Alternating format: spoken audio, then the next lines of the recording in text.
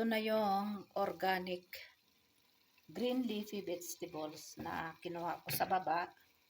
So, ayan, paluto na. Hindi ko na binidyuhan na magluto kasi the same lang naman ang pagluluto.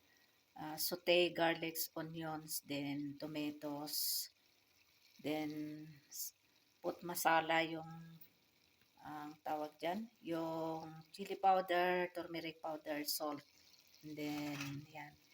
Tapos cook in very slow fire. So paluto na ito. Magagawa na ako ng chapati. Maganda ito sa chapati. Ngayon kakain ako ng chapati kasi hindi ako nagluto ng rice kasi always rice. So paluto na ito kasi patatas luto na. Ayan. So turn off ko na ito.